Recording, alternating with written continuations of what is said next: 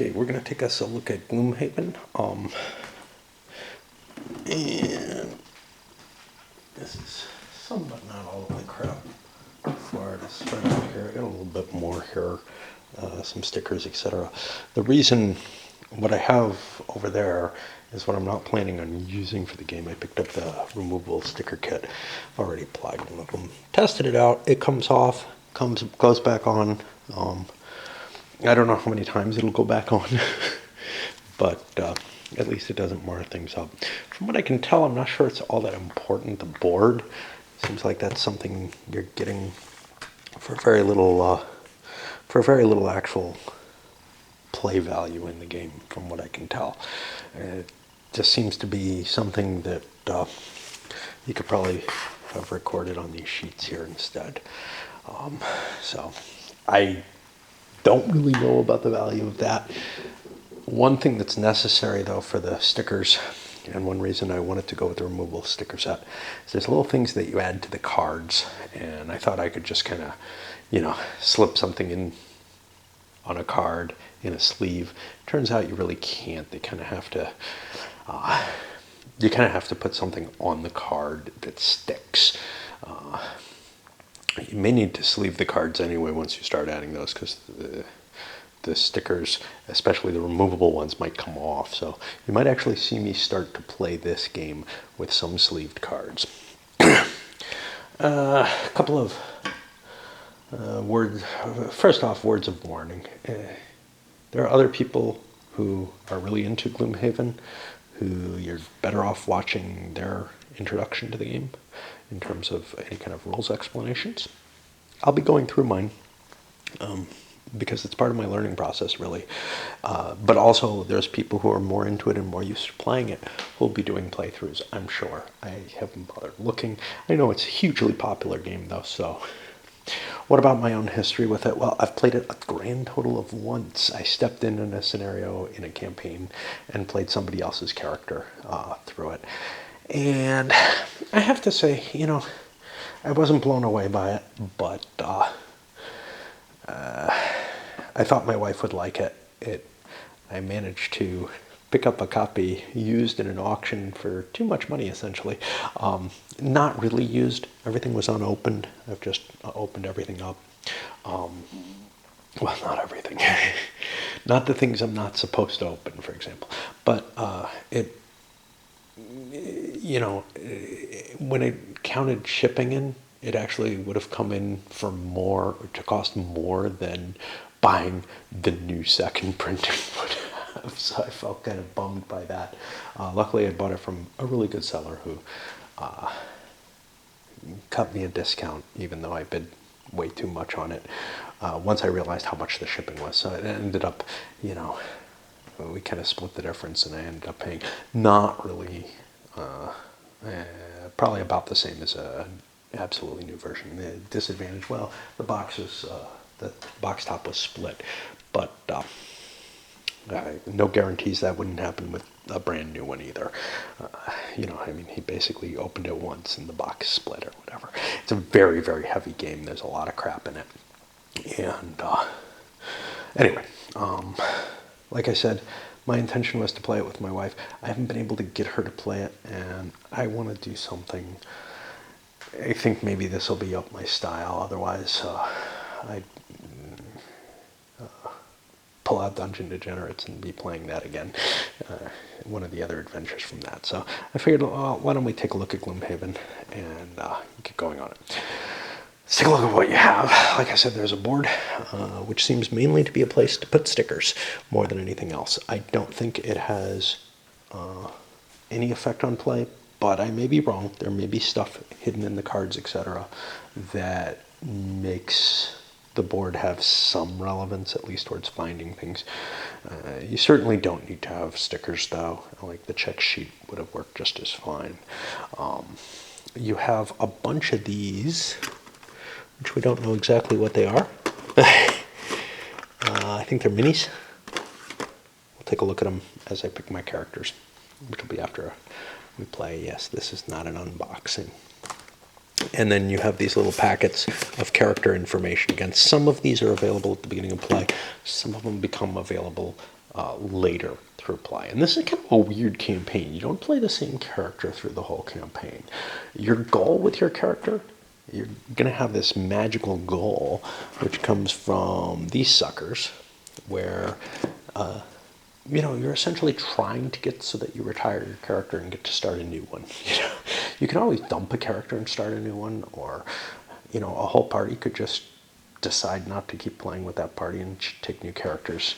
And it's also possible for other groups to play in the same campaign setting that you're playing in and advance the storyline. All kind of different options for how this can be played. In addition, you can play standalone adventures. They suggest not doing that until you've played that adventure for the campaign, which makes sense because there might be a surprise factor in it. And then there's a bunch of cards here that generate a random adventure. You get like 3 random rooms and fill it with random monsters, and your goal is just to wipe out what's in there. It's a way to step outside the campaign and still gain experience and items and stuff, for whatever that's worth. Like I said, you get a lot of crap for this. These I think are special monsters, but maybe they're all monsters. I don't know. It looks like they're the boss monsters, sort of. And I assume they might go in these sleeves, but I think the player character ones go in the sleeves too. I'm trying to remember how many players this holds. I thought it was only up to 4, so there might be up to 2 boss monsters in a scenario or something like that. What else do you have? A little party sheet. I don't see the character sheets. I thought there were going to be special sheets for them. There's examples of them in the rule book. You have a scenario book, which is quite hefty actually itself, which will give you the information for each of the adventures that you're going to be playing. A whole bunch of these geomorphic tiles to help you build rooms. Oh, crap piece. To help you build rooms, etc. And then some markers that'll go with that. And the monsters are also present here. They have little standees, so you don't have minis for everything, but you have a lot of them.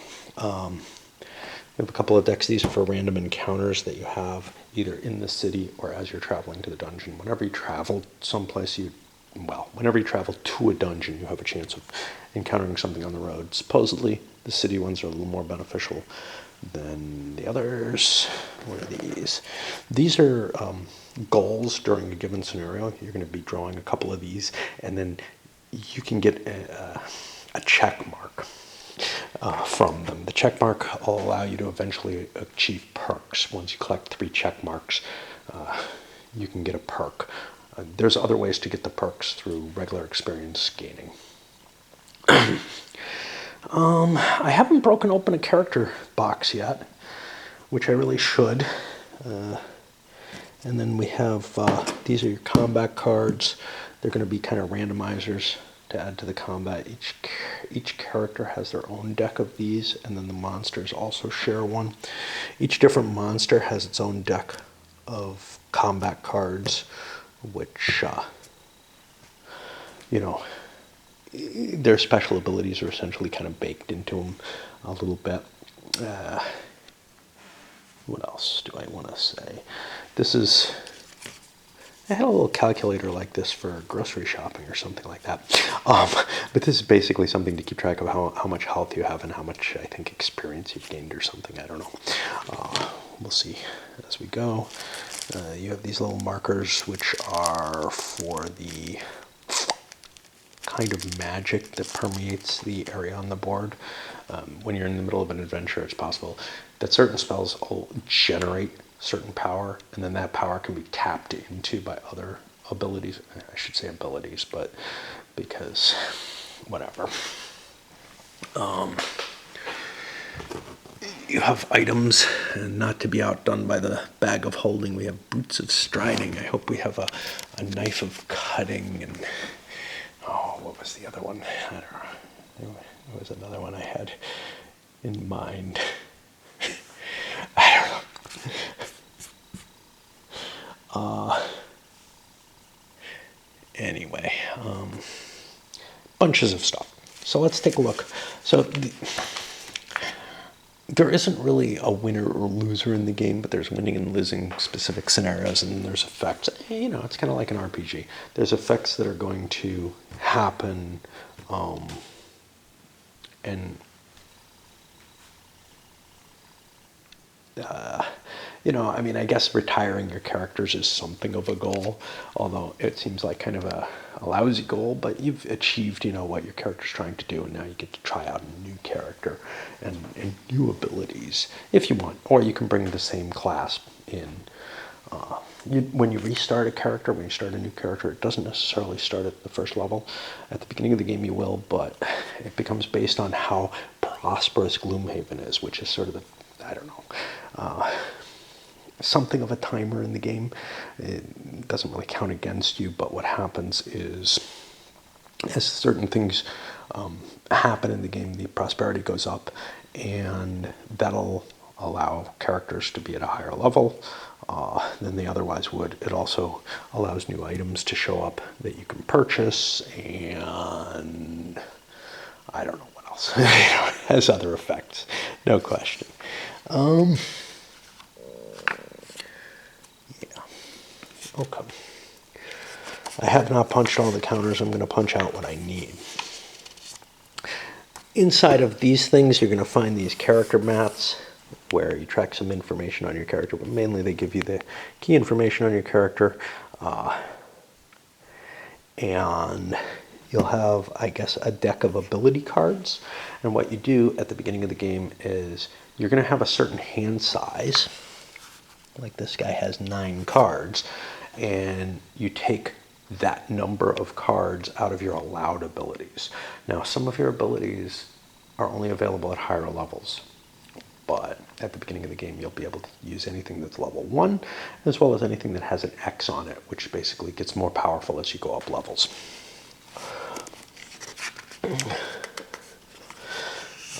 It's possible for these cards to be modified by these stickers, and you pay, but that happens after a certain stage in the game. Okay. You also have item cards, which tell you where you can hold it. You're allowed to have one thing in each item, or in each location, except for hands. You can have 2 one-handed objects or 1 two-handed object. Small items, you're allowed to carry a number of them equal to half your level, which at the beginning, rounded up. There's a bit of iconography to deal with here. Some items will be spent after you use them, which means they turn sideways, and then you'll have to do what's called a long rest. There's a couple of different kinds of rests you can do in order to recharge it. You get that whenever you do that. One of the things that you're going to see is in the combat, your little hand of cards, it runs out, and then you have to recover from that by taking a rest of one sort or another. If you take a long rest, you get all your cards back, but then you don't do anything. Sometimes you might want to take a short rest. That allows you to pick a given card and take it back. But there's a time limit to this whole thing. Each time you rest, you lose a card permanently from your hand. Your hand just starts getting smaller and smaller. So you have a time limit as to how long you can be in a given dungeon without failing out. If a card has an X on it, whenever you use it, it is discarded. It is lost, which means you can't use it for the rest of that scenario, but you'll get it back when you go into your next encounter. There are ways of getting it out of lost, though. And then they have their specifics, what they give you. This is the cost for it, just how many of them there are in the deck, and which one out of that, how many you have. Monster cards. Okay. Looks to me... Okay, so yeah, this has the normal monsters in it too. All right. And these can be read. So let's see. You have a level on them, which is based on the scenario level, and that goes up to 7, from 0 to 7. and then they have values. So this has, okay, so these are divided into two segments, normal monster and an elite monster. And then this is how many hit points. I can't read this. I think it's movement. This is combat ability and range if they have it. And you'll have these same things, these same icons being used on the character cards. And then if they have any special traits, they'll also be listed there. Like this guy has all kinds of special things listed on him. Rounds of combat are going to be divided up into players taking turns and the monsters taking turns. What you do, why don't we just skip ahead to how the scenario actually works, because we don't have to worry too much about some of the stuff. But what you basically do is you pick 2 cards out of your hand to play, or else you take a long rest. Now, you reveal your cards for the round, and the first card is going to have your initiative value on it. I don't have an example of a player card sitting up here, so let's go look at the example in the rules. So this has like a 72 on it, okay? That means it's going to go fairly late in the round. These range from 1 to 99 or 0 to 99, something like that.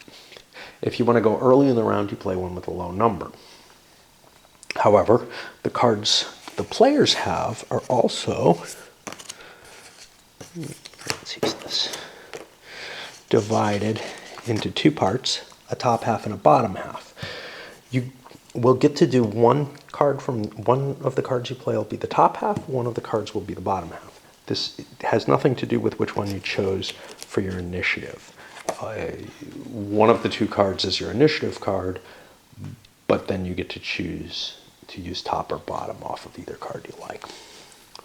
And then starting with whoever has the lowest initiative, and there's some tiebreakers in there, you take your turn. Now, the monsters also have cards with an initiative, and they have programmed abilities on it. Like this will have a movement, base movement -1, attack value at +1.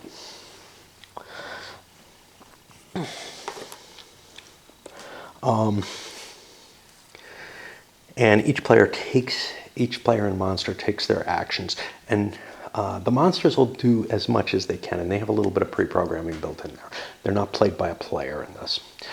The characters, for the most part, you're allowed to do what you like off the card, but if it's a clear negative effect, you must take it from the card.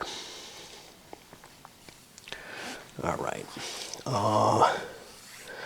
There's some rules on communications here, and there's an optional rule for playing this solo, which kind of loosens you from those rules. I'm not going to be playing with that optional rule. It makes the game harder. I would rather play it as though I'm multiple players who are not communicating. And you could say, well, how can you do that? Well, you know, again, if you're watching this far, you probably should have already watched some of my videos because I tend to play multiplayer games, including with hidden information, in a without remembering all the information purely, trying to play each hat separately. They give examples of what would be allowable communication and what's disallowed. Basically, you can't reveal something absolutely.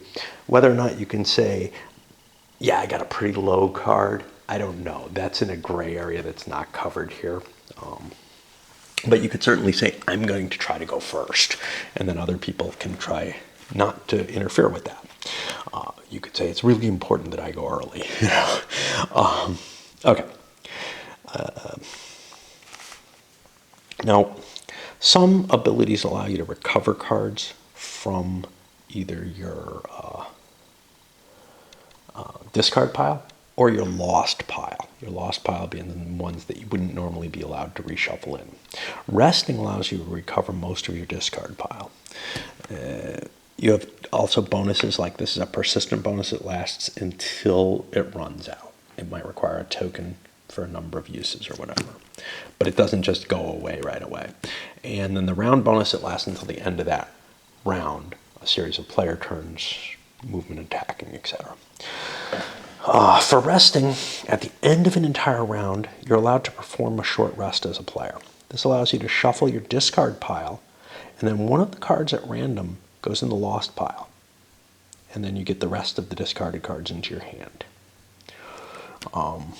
No. Wait. Oh. I was mistaken. You're allowed to instead keep, I thought you only got one card back on a short rest. You're allowed to instead keep the card that you randomly lost and take a point of damage, or, no, and randomly lose a different discarded card. But you can only do this once, so you could get the same card again. I don't know, it says different, so I guess you keep that one out. Okay, on the long rest, you do, instead of a card selection for the turn, you will have an initiative value of 99. You'll also not be doing anything. You're not going to play any cards. You choose one of your discarded cards to lose, and then the rest of your discarded cards go back in your hand. You get a 2-point healing to yourself, and any of your spent items, like flipped over like this, flipped to the side because they got used, refresh, so you get to use their special ability again. Like I said, initiative, for the most part, it's going to be whoever has the lowest number. It is possible, however, that two people could have the same lowest number, in which case the non-leading card will break the tie. If there's still a tie, you decide among yourself who goes first. If there's a tie between a monster and a player, the player always goes first. If you have any summoned creatures, they go immediately before you. Okay. And like I said, you pick one of your cards, you'll take the top action from it. One of your cards, you'll take the bottom action. If you're taking a top or bottom action, you can see there's this little marking here. Well, this says you can always use a top action as a 2 attack. You can always use a bottom action as a 2 move. Usually the action that's there will be better, but it may not fit your exact needs at that time. So, you know, if you need to attack or whatever and you don't have a good attack, you may want to do it. And also, the nice thing about this is it only discards the card ever. So like this one would be a lost card. So you wouldn't get to use that card again. It wouldn't be part of your hand after you rest. So there might be reasons to try to keep cards in your hand for a long time. Movement cards have 3 different types. Normal movement, you can jump, which allows you to jump over an obstacle. All obstacles, however, you have to land on a legitimate space. And then there's flying, which you're allowed to fly into anything that doesn't include another, that doesn't have, you're able to fly over anything, basically. And on the last hex, you can't land on an occupied hex. When you're exploring the dungeon, there'll be some closed doors. You won't be able to see all the rooms until you open the door. Once you open that door, you activate the monsters in it. So there's a good reason to wait until you clear out a given room before you go into the next room. The attack values on the cards. An attack card will give you a base number of damage that you'll be doing. A ranged card has an attack associated with it or some other ability, but it also has a range, which is how many spaces away that you can hit. If you have no range, it's considered to be a melee attack. You have to worry about line of sight. Line of sight's a little weird here. The way line of sight works is you trace from any, I guess your choice, vertex of the hex that you're in to any vertex of the hex that your target's in. And if the line would have to pass through a wall or a closed door or something like that, you don't have line of sight. If you don't have line of sight, you pretty much can't do anything. There might be some exceptions. All right. When you attack, you look at the base value on the card, and if you have any modifiers to your attack, they apply. Then you draw one of these cards, and I believe each player has their own set of these, which they range from different values. So like they go from, I think, +1 to -1 normally, but then You could get some bad cards in there, like no effect or ×2. The good and bad cards, there's a couple of different ways they can get in your deck. Some of them reshuffle your entire deck, your randomizer deck.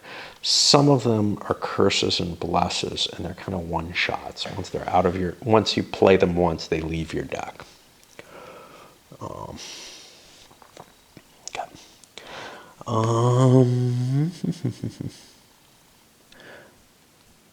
Then the defender applies their defensive bonuses to the value of the card, which might be shielding or something else. You have the right to kind of manipulate the ordering of those to your best advantage. Okay. Now, it's possible to have an advantage or a disadvantage. So, for example, if you're firing a ranged attack adjacent to the enemy, you're considered to be disadvantaged to that target. Now, an advantage allows you to draw 2 modifier cards and use whichever one is better. However, some of these cards I don't know. I may not have the player decks here, so some of these cards have a little icon on them that indicates that you re-roll them, or that they roll. And those are the ones that have an effect other than +1, -1, null, or double. I don't think there are any examples in here, but some of them will have, for the particular player decks, will have some additional actions. For example, they may push the enemy. If you draw a pair that includes a regular modifier in one of them, you end up just going with that whole pair. Normally, when you pull one of those rolling ones, you draw another card, and you could get a whole series of cards drawn.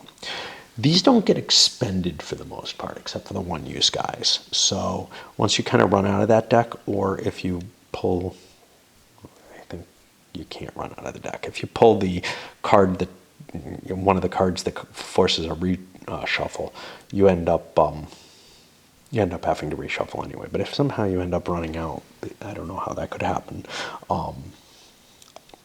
then you reshuffle then.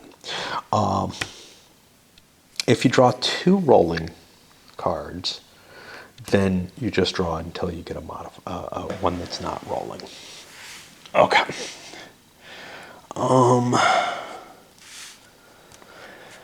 Some of your attacks might have area effects where they hit more than 1 hex. This, for example, it's a ranged attack. If you can reach any given hex, you can hit a pattern like this of enemies. It will not hit any of your friends no matter what. Here, you'd have to be adjacent. The gray indicates where you are, and then you'd have this pattern of attack. You have different effects to the attacks. Some of these will be baked into the actual action. Some of them will be baked into your additional effects. Pulling and pushing a target. Piercing damage, which ignores the shield. Add target allows you to hit other things. Some abilities will add conditions to the target. So like poison, that's going to make everyone else's attack against that better. Wound, it's going to cause damage to that thing at the end of each, at the start of each of its turns. Both of those can be healed with poison. Both of those can be healed with a heal ability, which, remember, a long rest can do. The poison token just removes the heal ability, and the heal has no other effect. With the wound, it removes the wound token, and the heal continues normally. Immobilize, you can't move on your own turn, but at the end of your next turn, you'll be you lose that token. Disarm, you can't attack on your next turn. The disarm's removed. Stun. You can't do any abilities or use items except a long rest if you're a character. At the end of the next turn, the token is removed. Muddle. You get a disadvantage on all your attacks. It's removed at the end of the next turn. I'm probably muddling up the turn and round thing. A round is a series of all the different critters getting to it and do stuff. Curse. You get a curse card shuffled into your modifier deck, the remaining cards. And when it's revealed, it's removed from the deck instead of being placed in the attack modifier discard pile. There are 2 separate curse decks, one for the monsters, one for the players.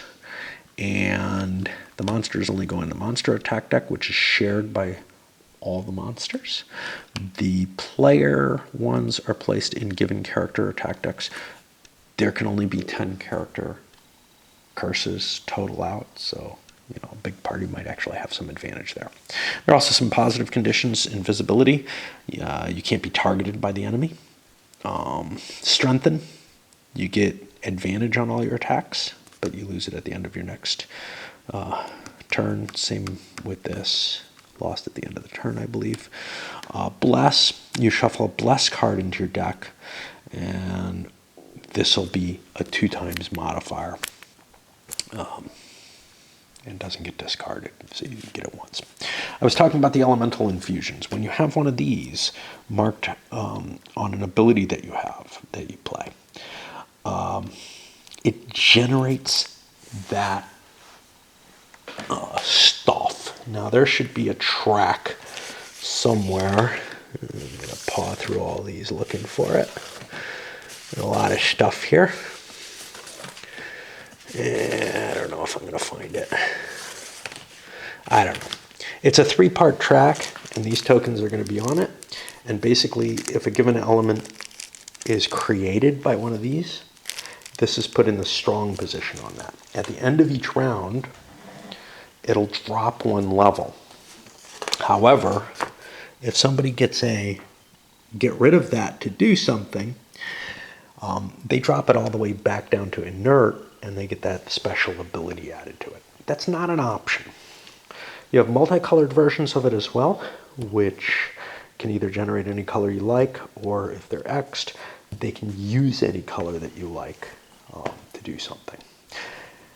If a monster has an ability that triggers one of these, you have to trigger it, but you get to choose which color they use, so you can kind of advantage yourself that way. I'm going to need to pause to swap out battery and let out some gas too. I don't want to fart on camera. Shit, that didn't work. Not only could I not let out gas, but apparently I wasn't charging my camera. Okay. Like I said, some of the bonuses have a certain number of uses. So this moves to here when it's used the first time, then it moves to here, at which point this card is lost, and it gets used twice on the next 2 sources of damage to suffer no damage instead. You can see that generates blue mana, ice mana, or whatever. And indeed, that's what it is when you first play it.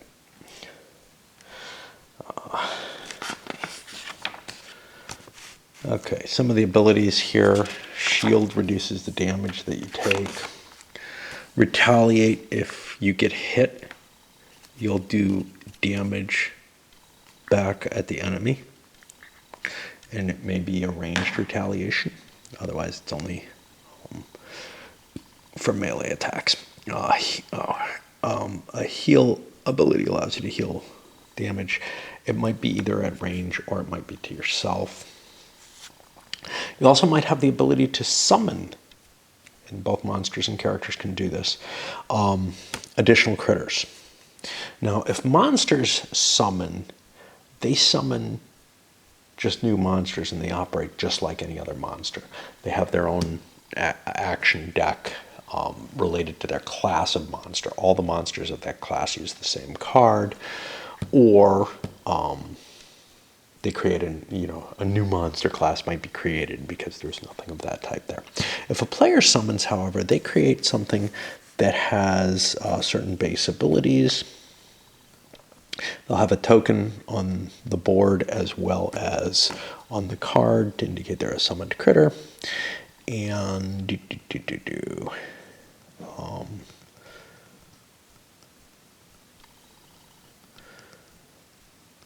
once the summon loses all its hit points, it'll be removed from the area.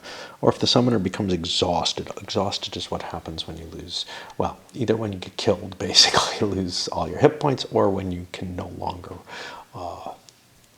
play cards or do a long rest, which is something you want to avoid happening. The summoned creature takes its turn directly before the character who summoned it. It's separate from the turn. It's not controlled by the summoning player, but obeys automated monster rules. Permanently following the ability card move +0, attack +0. So you don't draw a monster card for them. They don't get a modifier to whatever their movement is. So this would have a movement of 1 and an attack of 2, and that's not going to change. They operate in the order they were summoned if you have multiple summoned by one player. Like I said, there's abilities to recover ability cards, which may or may not come from the discard or the lost pile. You can refresh items, waking them back up. Some cards may not be allowed to be recovered or refreshed once they're lost.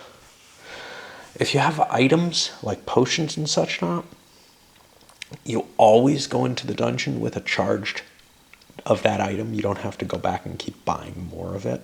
In fact, you're only allowed to carry one of each item into the dungeon. You're also not allowed to trade with other players, which I think kind of sucks. But okay. The ability of Loot X allows you to pick up tokens within range of you, money tokens and treasures. And we'll go a little bit more into them. As we're playing, we'll see how those kind of work. But basically, the money is based on the level of the dungeon. The treasure counters may have cards, etc., associated with them. But also, if you stand on top of a treasure or money token, at the end of your turn, you get whatever's there without having to play a card. It's kind of important in terms of the timing of the game. Once you win a scenario, you only have the rest of that round to loot stuff. So you may not have the opportunity to get everything that's in the dungeon. In fact, it's very likely. Some actions have this little star. Whenever you use this action, you get that many experience points. This is pretty much the only way you get experience points in the game. And I found them kind of hard to generate. You don't get experience from killing monsters, only doing specific actions. You also get experience for winning the dungeon, though. Okay. So you have your hit point total on here. Experience is the other thing you track here. Gold, I guess you just keep the gold counters and turn them in at the end of the scenario. Like I said, you get exhausted if you run out of hit points on your hit point tracker, or if you cannot play 2 cards from your hand because you don't have 2 cards in your hand, and you cannot rest because you don't have 2 or more cards in your discard pile. In that case, you're exhausted due to insufficient cards. Your hit points aren't going to be affected, but you don't. You no longer operate. You've basically passed out. In the base game, you're just removed from the board in either case, and you can recover. You can use items at any time, unless the card says something that restricts that. And they can be used, to reduce damage during, when a monster's attacking you, for example. Generally, they have singular uses. So like this is during your movement. Well, that's the one time I can do this. Okay. I haven't explained all the components on the board. There are a couple of different things. There are traps that show up on the board, which when you step on them, they do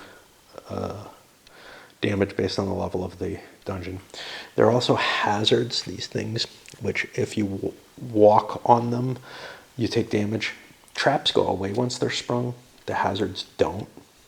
And there are other things like, immovable objects that you can't like stand on and stuff. Okay, we got a real problem here because of my video.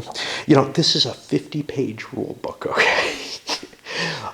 Granted, it's not as tight a writing in terms of, the font is a little larger. There's lots of pictures and everything.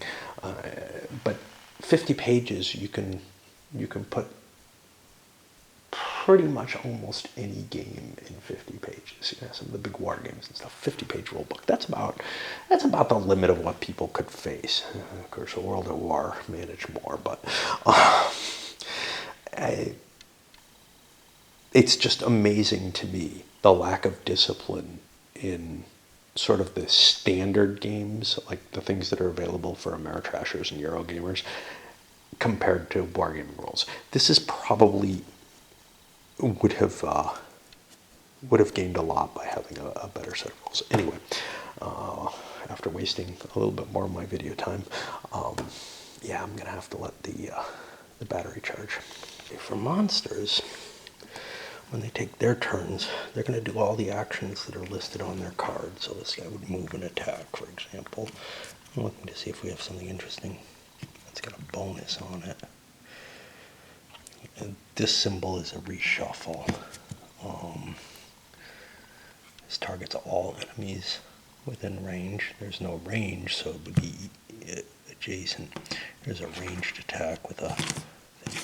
I'm not seeing anything too special there, although I know there are special effects in these. I was hoping to pull one out, but okay. All the monsters of that given type operate off the same card. The normal ones, they'll have numbers on their little base that tell you which order they go. I haven't figured that out yet within that, but the elites go before the normals. And a monster basically picks on a specific enemy to attack. It's going to be whoever takes the least amount of movement to get into range to do an attack on it. Now, if it doesn't have a ranged attack, the assumption, even if it doesn't have an attack on the card, is that it has to move adjacent. And let's see, there's some tiebreaker there. I believe they break for whoever's got the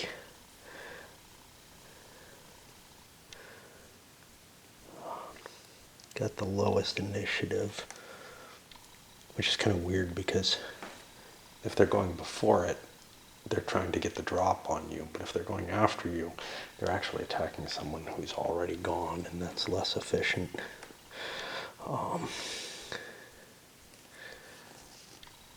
Use a tiebreaker of actually closest rather than movement point. The initiative is the second tiebreaker. If they have no valid target to focus because they can't possibly move. No, that can't be because of because of objects blocking the way, because you can't set the board up so that an object cuts the board into two pieces. But it could be because of people, other monsters, other critters in the way that prevent you from reaching an attack.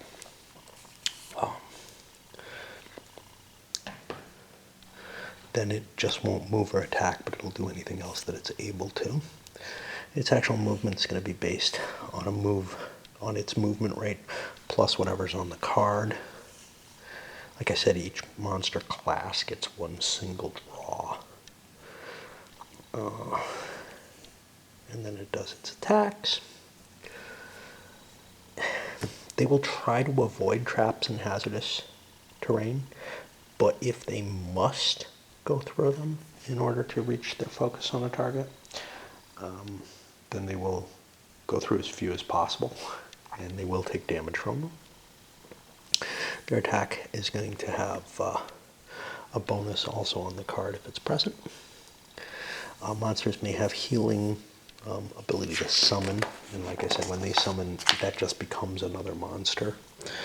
They may have certain bonus abilities, and they do not loot at end of turn, but if they have a loot action, they'll steal the money and eat it, and it's gone. Like, you can't search the body for it. If things are ambiguous within the rules, the players get to make a decision. There are also boss monsters, which are these black trim ones as opposed to the paler trim. They have their own stat card, but they have their own boss ability card deck. And if there are more than one boss in the scenario, they operate as a single class. I don't know how possible that is. And they have some more complicated abilities. They'll be spelled out in the scenario or on their card. They're also not normal or elite monsters, so if you have a special action that targets, say, normal monsters or elite monsters, it doesn't target bosses. Maybe there's special abilities that target bosses. Okay. And then if you drew the normal, not the bless or curse, 2 times or null attack modifier card from a specific deck, you reshuffle the discards of that deck back into the draw deck, i.e. that card is back in there, along with everything else. But if the monster has a shuffle on it, then you shuffle all the discards for that monster. The elemental infusions go down 1 level. They're in effect if they're not at the base level, which is inert. But in the waning condition, they still have full effect, but they'll only be there for 1 more round. All activated round bonus ability cards go in their proper discard or lost pile, and players can take a short rest if they wish in order to regain their hand. But remember, there's a cost each time you do that, so you kind of want to run through your hand before you do a short rest. And quite often the advantages of a long rest make it worthwhile. You don't have to play cards, so you get more time, right? Some of the scenarios have a limit to the number of rounds. There should probably be a track there. It looks like it's above the inert waning, which I was unable to find, but I didn't look too hard. I'm sure it's among the counter mix. All right, once you finish the scenario, whether you succeed or not, you get the money that you looted, and that'll be multiplied by the gold value for the scenario difficulty.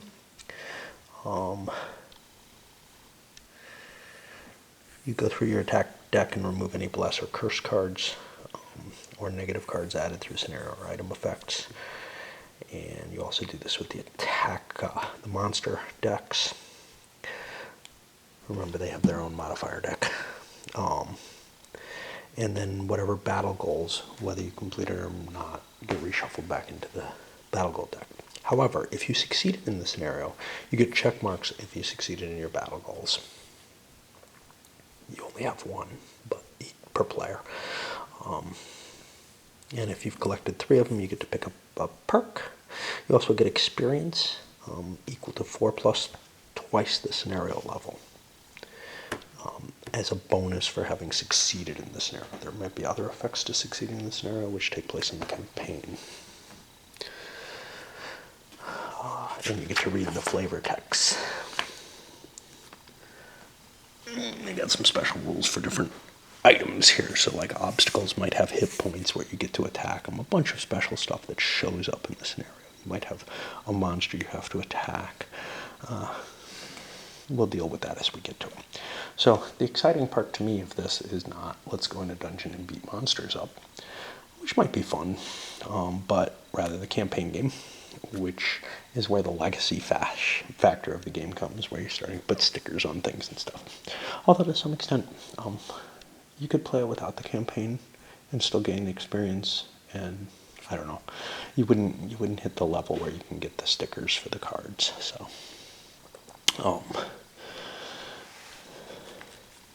So you have this map, and I don't know what the hell the map is good for really, except as, a place to mark what you've gone through.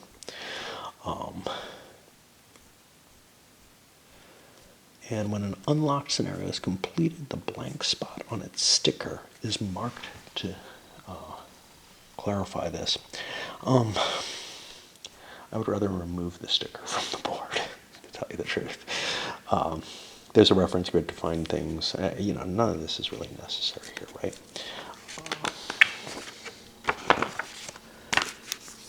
The party sheet keeps track of their reputation. Certain events that they have will make them be seen better or worse, and that reputation is going to affect the price of goods in the shop.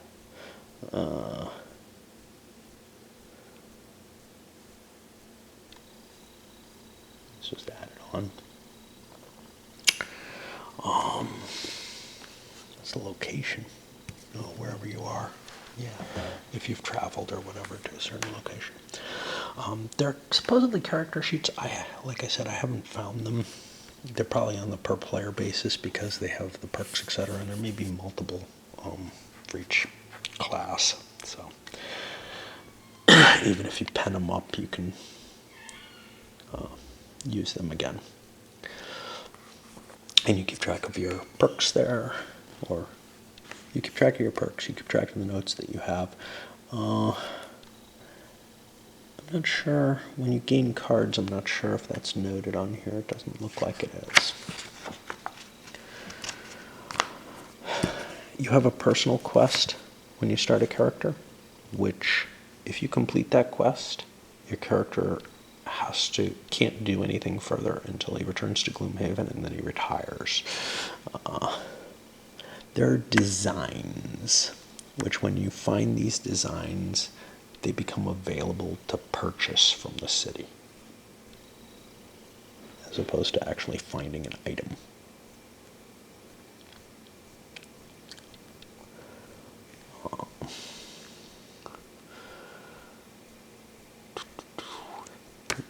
Random side scenarios. You might find something where you have to, I haven't pulled these out yet, they're here. When you loot a treasure tile, you draw a card from that, and that scenario is now unlocked, and you can go visit that. It might not, they show up kind of at random.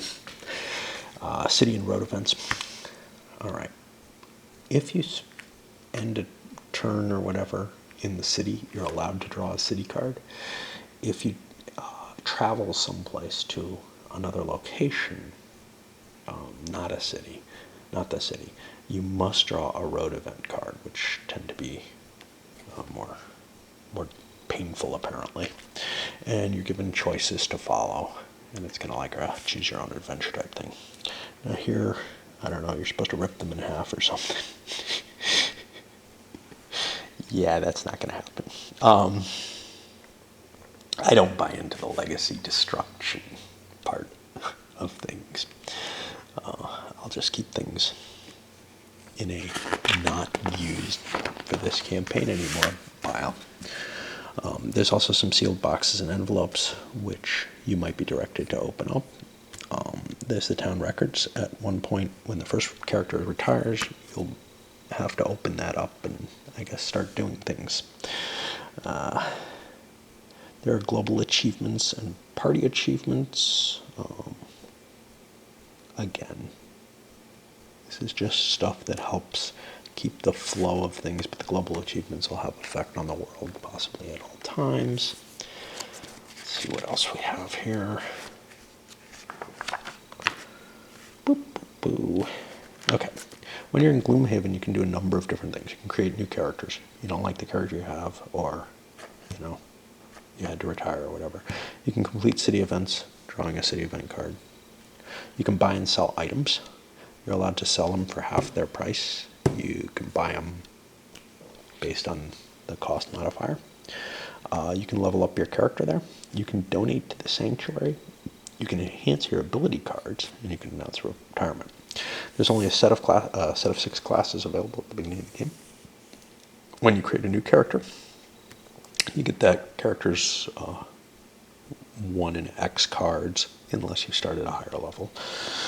Because you can start at any level equal to or lower than the prosperity level of the city. If you start a character above level 1, you go through the increase in level rolls in order to be a little better. and you get gold equal to 15 times level plus 1. So I guess you start at level 1 because you start with like 30 gold anyway.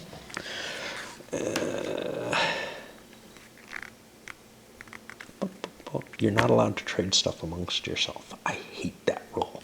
I understand why it's there. It's there because, hey, I'm going to retire. I give you all my stuff. Yeah, no, that's no good. But, and people would try to work around that. But I feel like if you have something, you shouldn't have to go through an intermediary to exchange it. But it's just the role of the game. As the prosperity goes up, more cards get added to the deck, in addition to anything that you find or whatever. Cards go back if you sell them or if you retire.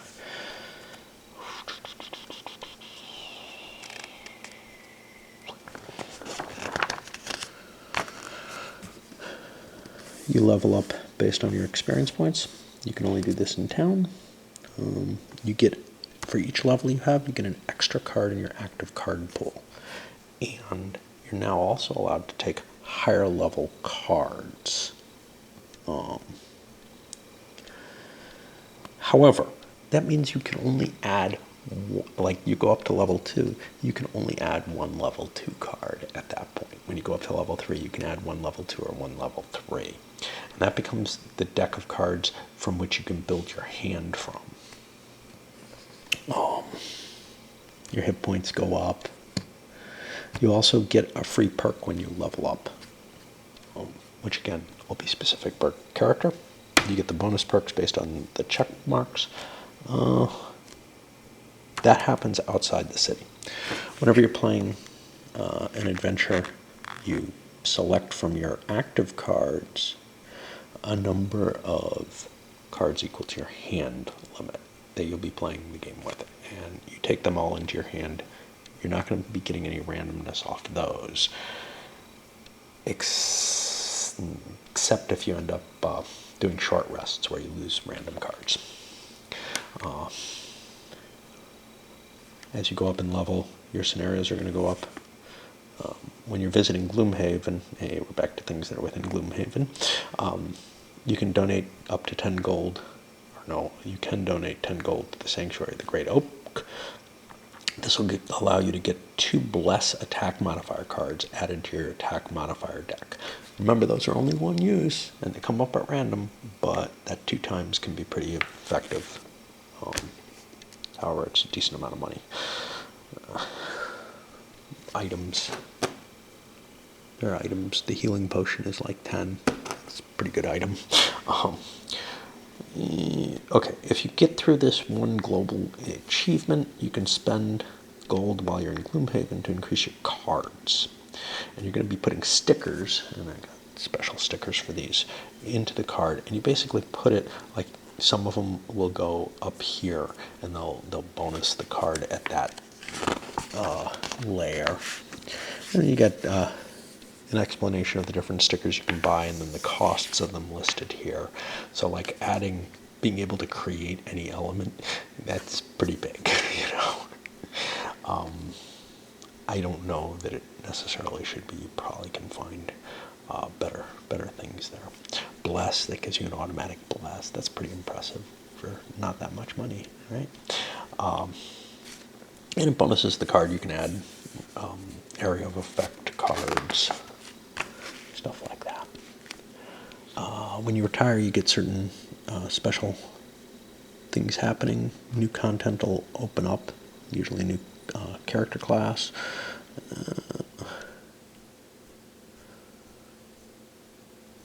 On all future characters that after you retire, you get an extra perk.